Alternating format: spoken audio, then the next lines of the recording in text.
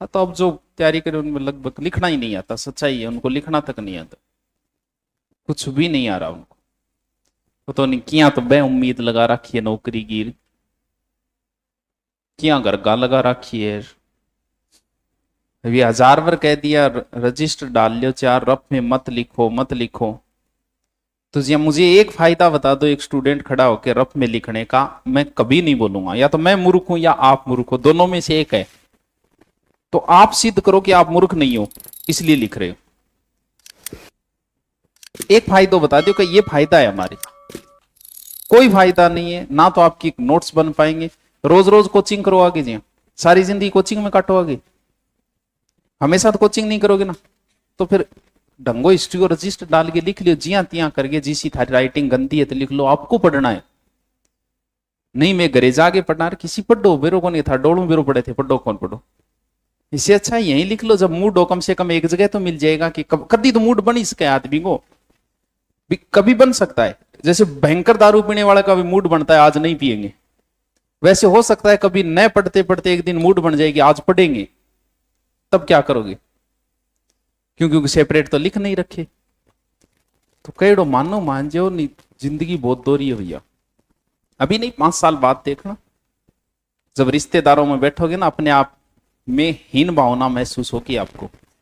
क्यों? क्योंकि उन्हीं रिश्तेदारों में 2 ऐसे होंगे जो या तो नौकरी लगे होंगे या उन्होंने पैसे कमा रखे हैं। किसी शादी विवाह में गए तो वहां हीन भावना महसूस होगी आपको। लास्ट में वो फ्रस्ट्रेशन निकालोगे अपने बच्चों पे, अपनी औरतों पे, या तो लुगावड़ीन कुटोगा या टाबरान कुटोगा। वो एक फ्रस्ट्रेशन है जो आप परिवार के अलावा कहीं नहीं निकाल सकते। जो कहीं सक्सेस नहीं, वो सबसे ज्यादा परिवार में लड़ाई करता है, वो परिवार में सबसे ज्यादा लड़ाई करता है, कभी देख लेना आप चाहिए। और जो बाहर उलझा है, जो सेटल है, वो परिवार के साथ कभी लड़ाई नहीं करता है, बड़ा अच्छा बैलेंसिंग रखता है वो। तो फर्स्ट 5 साल की बात है, ज्यादा नहीं है। कोई नहीं पूछेगा इंस्टाग्राम पे कितनी गर्लफ्रेंड है, 5 साल बाद कोई नहीं पूछेगा, कोई महत्व नहीं है इस चीज का 5 साल। क्यों? जो चीज आज तुम दिखा रहे हो ना, बता रहे हो, मैं मिल के आई थी ये वो और मेरे को चॉकलेट खिलाई, 5 साल बाद इसी चीज को छुपाओगे तुम, क्योंकि ये बताने वाली कोई चीज ही नहीं है। थोड़ी सी अगर आप समझदार हो जीवन में, तो आप इस चीज को अगर किसी ने सरेआम देख लिया नहीं तो भी नट जाओगा कि मैं हो ही को नहीं यार। इसका मतलब आप समझदार हो चुके हो, आप मेच्योर हो चुके हो, और एक्साइटेड हो कि आप अपनी सहेली को और अपने दोस्तों को बता रहे हो मेच्योरिटी नाम की कोई चीज नहीं आपके अंदर। यानी आप उम्र से पहले इस काम में कूद पड़े हो। की बतावा जी, बताइए, मेडल ले आए होगे राष्ट्रपति को, बंदर जब मन करे गैल कर लियो, जब मन हो आपका, की बताना रही बात ही लगे कि मैं दुनिया को कोई महान काम कर दियो। तो बताओ शुरू में के महान काम हो, कहा भैंस भाई यही करे, प्रकृति ने तुम्हें दी है ये चीज, इसमें कौन सा मन। बॉयफ्रेंड बनाना भी अपने आप की उपलब्धि मानती है, क्या उपलब्धि है बताइए? फिर क्या उपलब्धि है आपकी उम्र में, आपके अंदर आ गए, 14 साल में आपके अंदर ये आ गए भाई, ठीक है जैसा है। लेकिन इसमें क्या इतराना यार, इतराना है नौकरी लाग के इतरा होना कि 2 नौकरी छोड़ेड़ी है, मैं दो बॉयफ्रेंड छोड़ दिया, के मान काम कर दियो। और को नहीं, एक दूसरी ने कह रही है कि भाई तेरे भी गर्लफ्रेंड बना के दी, बॉयफ्रेंड बना के दूंगे, नौकरी लगा दे बिन, 4 किताब ले आदे डंगी बिन, पढ़ लेवा। मतलब समाज सेवी का तुमने भी चाहिए कि वो मेरे बॉयफ्रेंड को फ्रेंड है, कल बात कर ले, डंगो कोर्स दिरा दे दूरी ना सुभाष जी यार।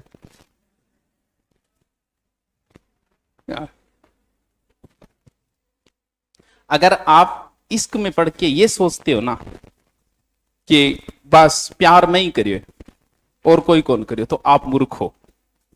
आपको लगता है कि सिर्फ मैं समझदार हूं, सारी दुनिया पागल है, तो आप मूर्ख हो।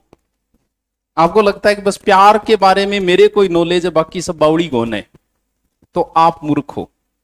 आज आप कुछ, जिस दिन आप लगोगे ना थानेदार, उस दिन प्यार का कोई मामला है, कह रहे क्या चलो चिपॉन, आपकी कोई रहम नहीं हो, क्यों? आपके लिए एक चीज बड़ी कॉमन, क्या है ये है, बावड़पणों करे दोनों, भाजिया है, मूर्ख है दोनों, और आप लगाओगे केस उनको, ठोकोगा लोगों बे न्यारा।